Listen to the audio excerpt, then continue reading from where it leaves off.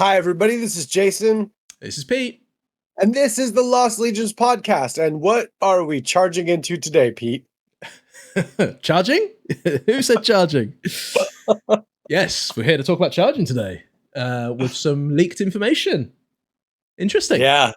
We thought we'd do a deep dive on charging because it has changed quite a bit. And in the edition, that's just a slight update. Yeah.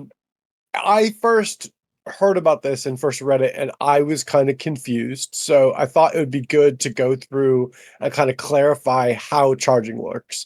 Later, we'll jump into some other stuff like we'll do a deep dive on challenges and stuff like that, as well as much of the assault phase as we have in the leaked documents. Yeah.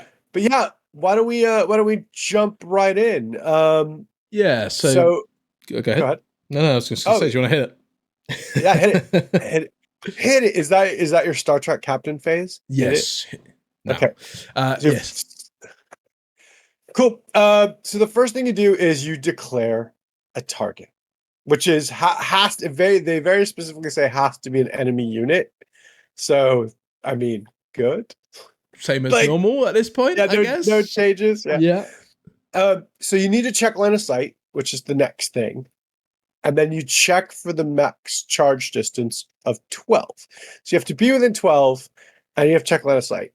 The strange thing is, I kind of feel like, and we'll see as we go down, that the 12-inch check is maybe a hangover from the last edition, because you won't always be charging a maximum of 12 inches. No? And no. And it has to do with the next one, which is the setup move. Okay, so charges are basically in two phases now. There's a setup move, and then there's your traditional rolling. So what it's done is, overall, it's reduced your max charge distance, but it has guaranteed you that you won't fail those 2-inch charges anymore. Yes. So it's more complicated. So there's just more steps to it, right? Which, yes. And I kind of, sorry to sideburst a little bit, I kind of like it because of, as we'll get into it later on with the shooting side of things, I think that's the whole intention of this setup move now, right? But yeah, I think it's fine. What's your initial reaction to having an extra move before you do the charge? So I've seen some negativity online about it. My initial action was why, but I also have played the Old World, and I was like, oh, this is a lot like Old World. Yeah. So I actually like it. We'll get to the part that's a little fiddly in a second when we talk about how you determine what your setup move is. Yes. Okay. Should I move into that? Sure. Yeah. Go, crack on, mate. You're leading it. So your setup move is your model's initiative plus, and it's very specific. It says your current movement. So I don't know if there are things that can make your movement reduced. So that would affect your setup move. And then you check the chart. And I've sent Pete a handy dandy chart. Yep. Oh, the chart. My bad. There we go. So this is the chart. So you add the two things together. You add your movement with your initiative. So your normal Marine is going to land at 11, which gives them a 3-inch setup move. Now, no. Yeah. Sorry, yes. Yeah. Spoilers for later. You then get a 2d6 picks the highest roll on top of this. So your max charge for a normal tactical Marine or despoiler is going to be, 9 inches? Yeah. But originally you have to check and see if you're within 12. Okay. So you cannot, if you're a normal despoiler, charge 12 inches. Right. Total. So this is why I meant, run it past me again. Run that exactly past me once more, so I'm not sure if I understand. So you have to check line of sight in step 2, and you have to check max range. You have to be within 12 to declare the charge. Yeah. However, if you're a despoiler Marine, the max you can ever charge is 9 inches. Because you have to be within 12. All right, because you have to be in 12 before you do the setup move. Is that what you're saying?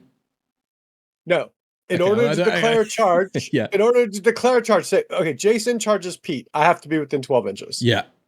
However, the most my model can ever physically move is 9 inches. Why is that? Because my setup move is 3, and then Yeah. if I roll a 6, I move 6 more. That's 9 inches. Right, and it's not 2d6 anymore than charge range. No, Oh, okay. it's 1d6. Yeah, I mean this is exactly why Jason is leading this one, because I've been super busy and I've glanced through it. Okay, it's 1d6. Interesting. Yes, Okay, it's right. 2d6. Pick the highest. Okay. So so you can no longer do 12-inch charges then on a lot of stuff. No, which is why I think it's what you can if you look at the chart, if your initiative and movement are 20. Yeah. So you have to be, but you have to be within 12 inches to declare a charge. So you can declare a charge that is not possible, which is a little bit odd. I think people will get used to it. This is kind of why I'm calling it out. I was reading it and I'm like, what? Like, so you can declare a charge you can't possibly make. But whatever. That's a bit odd, isn't it? Yes. Let's talk about the setup move, though. So the setup move is, as we've discussed, your initiative plus your movement, and that's how far you move initially. Okay. So, I mean, how the charges go is you move, then you declare a charge, then you do your setup move, and then you'll roll. So, a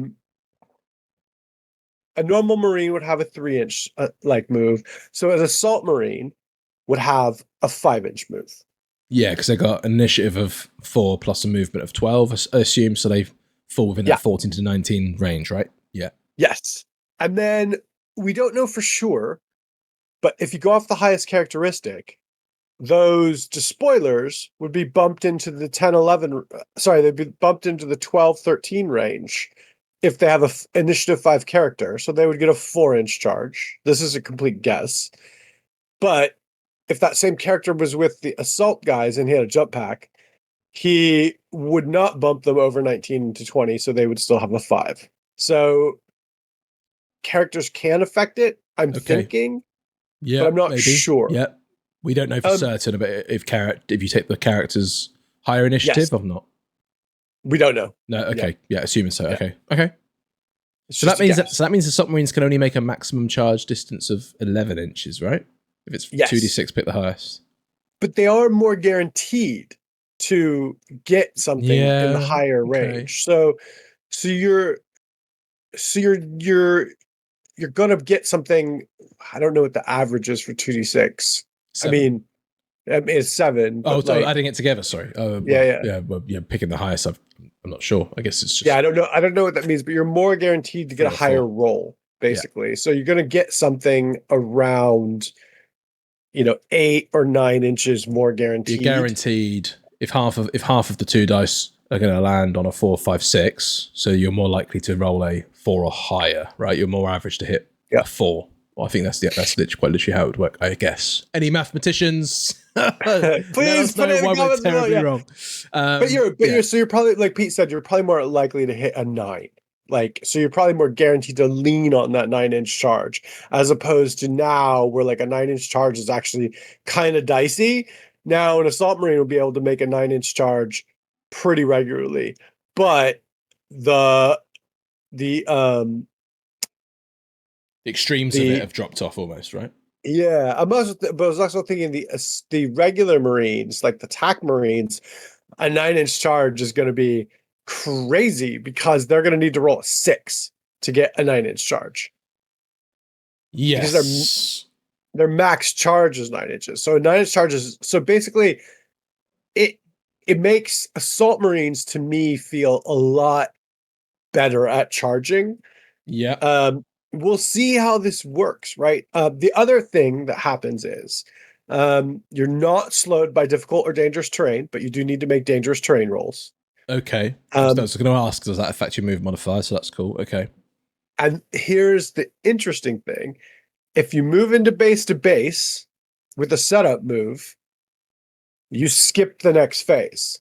So you do not make volley attacks. You cannot shoot. You are considered to be in base-to-base combat. So a regular contact. Marine default will successfully charge 3 inches every single time, as opposed to rolling snakes. Okay. And you do not have to do a setup move. And then I was reading this and I'm like, why would you not want to do a setup move? And then I got to the point where it said you skip volley fire if you touch base to base.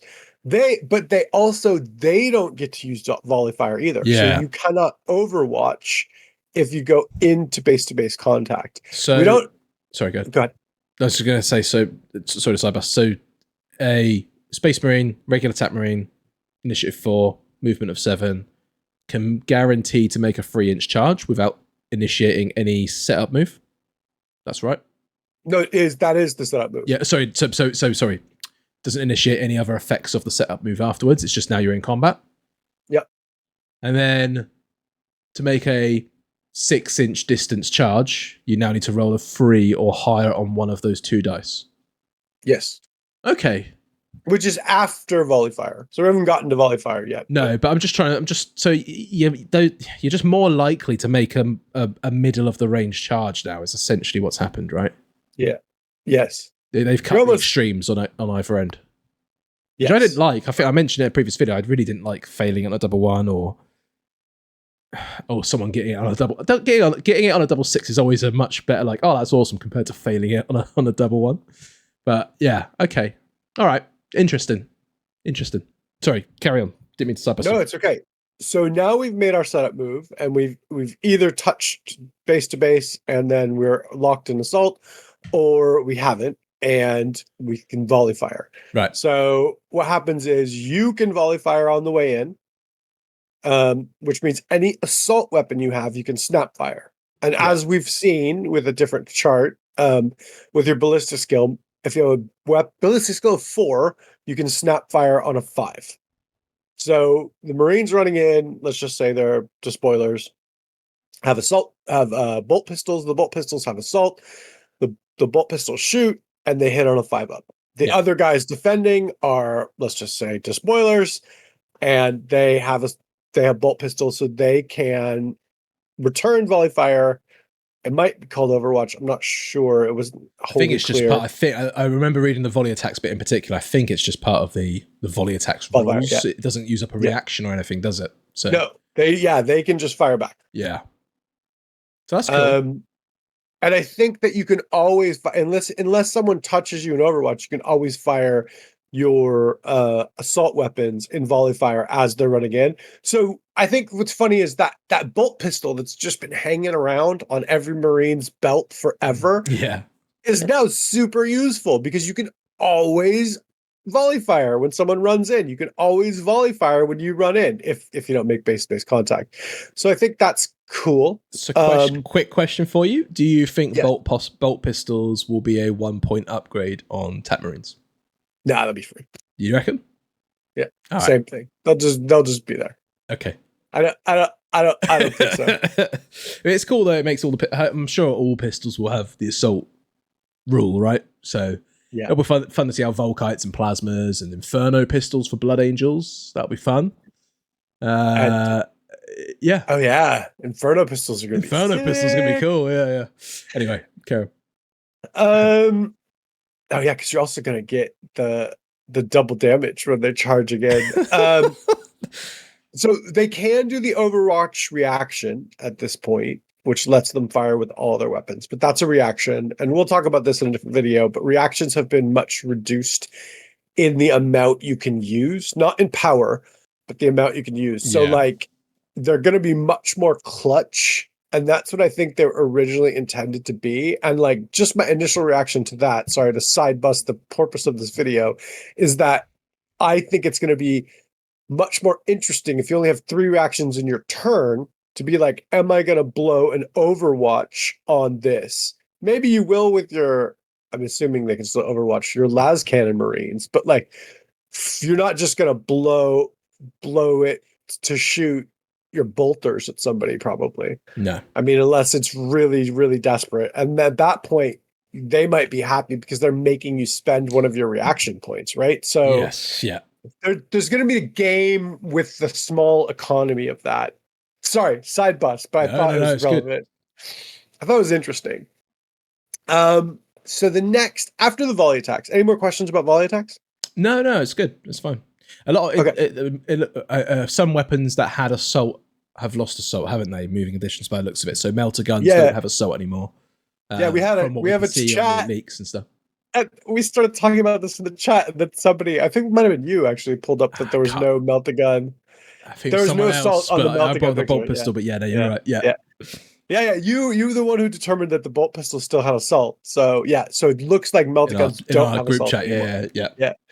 So don't rely on what you know of the old weapons. Yeah.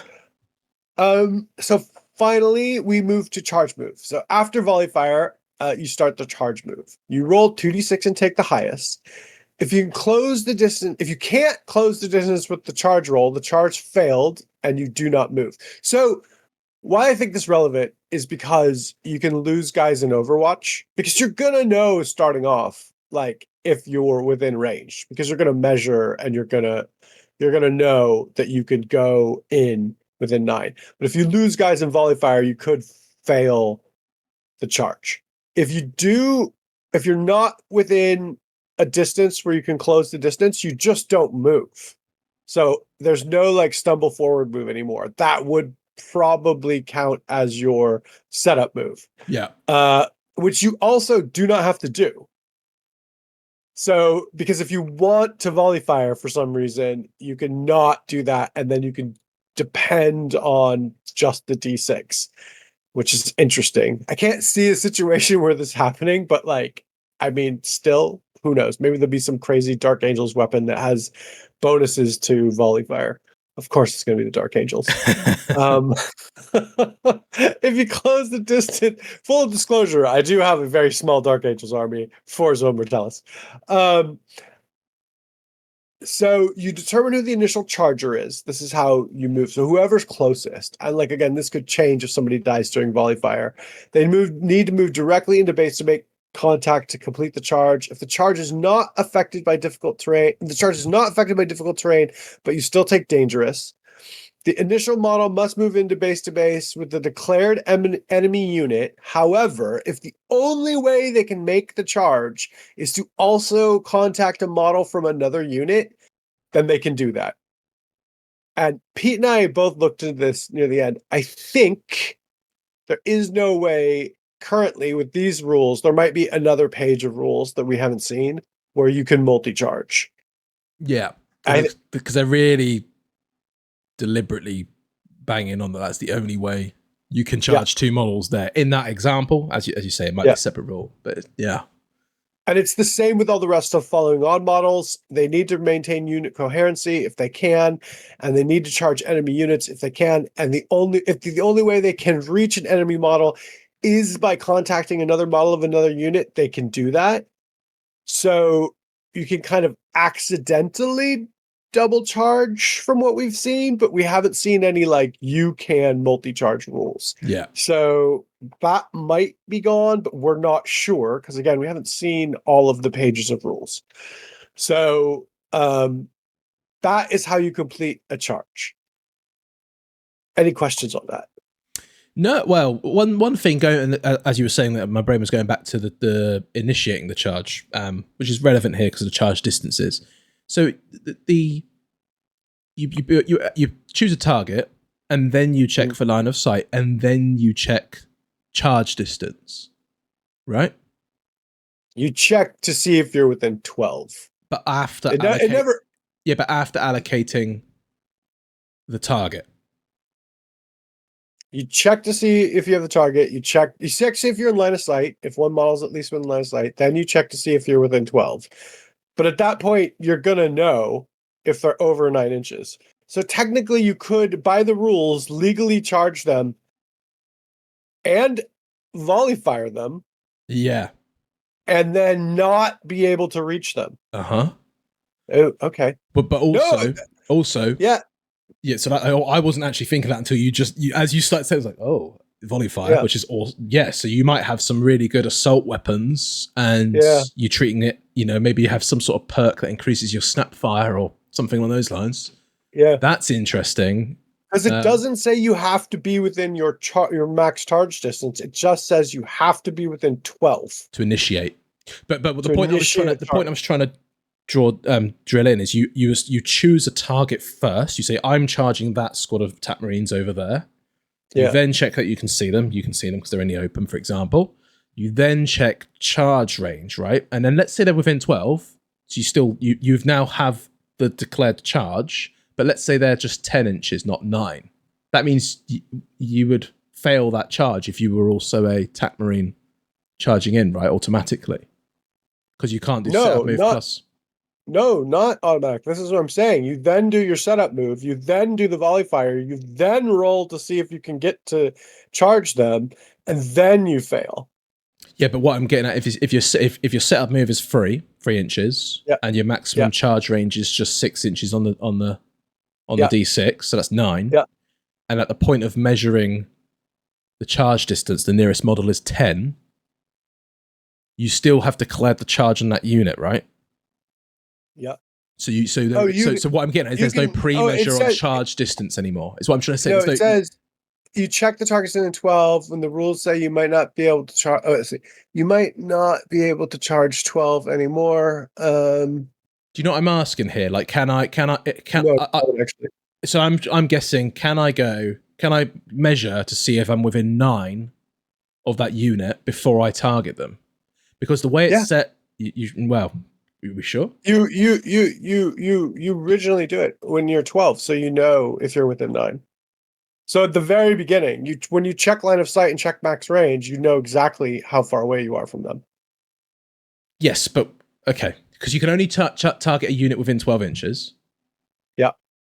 So let's say the unit is 11 inches. Sorry, this is just me and you having a conversation at each other rather than presenting something. So the unit's within 11. That's the nearest model.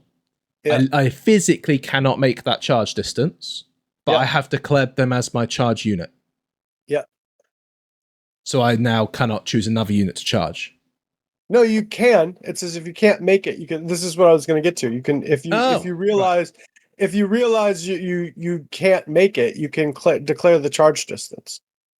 Okay. But I have to go over the rules, but it seems like you might be able. We have to go through because the rules are kind of complicated. Yeah. So we have to see if you can actually declare a charge on something you can't reach. From what I understand, you can. It says if you can't make it, I think you can. Yeah, it looks like you can. If you've got a setup move of 3 and a maximum charge distance of D6, then you've got a maximum charge. You've got effective charge range of 9, but you can declare charges on guys within 12. So what I'm asking here is, you might think that guy's 9, but it turns out he's 10. You cannot make that charge. Do you then have the options to declare and charge at another unit or not? Yeah, I think before you get to the roll part, before you get to the part where models are removed, you can change your mind about which target you're going to go for. So I think you check line of sight. When you check line of sight, at that point, you can then say, okay, I can't make this, but I can make this. So you don't need to declare that and then be like, oh, I'm locked in. I have to fail this charge. No, you can. It actually says you can. So at least one model needs to be in line of sight to the unit being charged. If not, you can then select a new unit to charge. So within range. So because you're checking in that stage how far away you are. Sorry. So Pete and I have been sitting and discussing this the whole time, and it turns out we think Pete's right, but I also think that if pre-measure is a thing, which I guess it is, I'm also we're a bit confused here, aren't we now? So yes, so it looks like we've got the rules up on the screen here. So the paragraph. Let's look at the section here, which is about the checking line of sight range at the top. So once a target unit has been declared, so the first step is you declare a unit. First, check that at least one model in the charge unit has a valid line of sight. If it hasn't, then you can return back to step 1. Provided line of sight exists, you then must check that the distance is within 12. If the distance is within 12, then you must proceed to step 3. You cannot choose another unit again, or just choose not to charge. You can only do it if they're not if the they're, guy's not if in they're line of further than 12. Yeah. So if they're 13, 14 inches or away. not within line of sight. Yeah. Yes, exactly. So in other words, you don't get to choose not to charge or choose another unit to charge if you've declared a charge, can see the unit, and they're within 12. If those three things have happened, I declare the unit, I can see them, they're within 12, you are locked into committed to charging them. Now, however, yes, this is where I come in. If pre-measure is a thing, you're already gonna know how far away you are from that unit. If pre-measure is not a thing, then this is definitely nowhere near the same edition. It's gone back like 3 editions, and more. what is yeah. even the point? Yeah, so like I think that this rule won't really matter, because unless you want to do what I suggested in the main part of the video, is you want to run at them to shoot them anyway. But Pete's technically correct. Like, you can't switch once you've determined as line of that's sight. written there. That's what that means. But I'm guessing at the first few pages of the rule book, when it's like, what will you need? I need dice and a tape measure, and it'd be like, you can pre-measure in this game at all times. If that's not there, then I guess this has precedence. So yeah, huge. It's huge, complete, huge things. Yeah. So let us know what you think about that. Yeah. If you do fail your charge and you can't get there, you have to do a check, and if not, you're stunned. So, and stunned means you can't use any reactions. Right. So there is a downside to doing failing this. a charge. Okay. Yeah. Interesting. But you're not locked in. Like, I'm just not going to look at your unit that's 12 inches away and say, I declare that charge. And then we measure it and I'm like, oh, I'm 10 inches away. Well, I guess I declared that charge. I'm stuck. No. You then check and you're like, well, I can't make this. I'm going to declare my charge against something else. All right. So I was like, yes, I'm within 12, so I'm now locked in. But oh no, you're 10 to 12 away. I can no longer make the distance.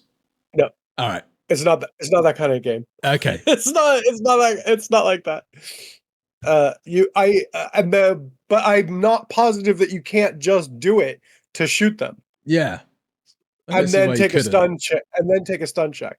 I didn't see anything that says you had to stop declaring it if you're within 12. I'll double check it later, but like, I'm pretty sure you can do that. But we do have one more thing to talk about in this quick video. Pete and I are like, oh, we'll do a quick video. You should see the two of us talk about other things. Pete and I just go into it with each other. We are very into discussing things with each other. I think you're right, though. It became less of a presenting and us. It was us talking to each other. So disordered charge. So if you're doing a disordered charge, you do not get a setup move. You do not get to volley fire, although the enemy can volley fire on you. You get no bonuses that require charging. So like if your Legion trait is on a charge, you get to, plus 17 to attack. You don't get that, but you can use psychic powers. So way to go, Thousand Suns. You've won something finally. Congratulations. Things that cause disordered charges are disembarking from a transport. So this is interesting because I think this means you can actually charge out of rhinos now. Oh, hell yes. With a disordered charge. Don't care. I want it. But we have no proof of this, but my suspicion would be land raiders and stuff will still get their assault rule, which will allow you to charge out of them without disordered. That's a guess. Like, that's not confirmed. And other things that stop you from how other things give you disordered charge are being stunned and suppressed. So makes sense. If you then will do a disordered charge and you don't get that setup move, you just basically get to roll that d6. I don't know how that's going to work with disembarking. My guess is that you're going for a vehicle, you're going to disembark, whatever those rules are. And they've changed a few times. So I'm expecting them to change again. So probably disembark 6 inches now or something stupid. Yeah, I mean, it might be disembark 6 inches and then get a D6, a disordered charge. Yeah, exactly. So it might end up being better than a setup move. Probably knowing GW it will be. I hope not. But yeah, that's pretty much charging in a giant discussion nutshell. So that was what do you a think? circle pit of charging conversations. We went here, there, and Yeah. everywhere. We did have a structure planned. I think I side busted Jay a couple of times, and I obviously haven't read it thoroughly enough. So thank you for your perseverance in listening to that. Let us know what you think. Let us know what you like about it. Let us know what you don't like about it. Let us know what you think we might not be cutting onto correctly. Yeah, all good. Anything else you add, Jay, at all? Just a caveat. This is the first time we read through these rules too, so yeah, we could not be 100% on them, but I think that they look cool. I initially didn't love the setup move, but now I actually am kind of really getting into it. I'm liking that it's going to make Assault Marines feel more punchy because they're going to be able to go longer distances. I think it's good. I do think that it's leaning towards this being a shooting edition, just off the top of my head, because of the way I'm seeing Assault starting to work. But overall, I'm still positive, and I still think this looks good. Cool. Your final thoughts, or any more final thoughts? No, I think that's it. I think we're good. Thanks for watching, guys. All right. See you next one. Bye, guys.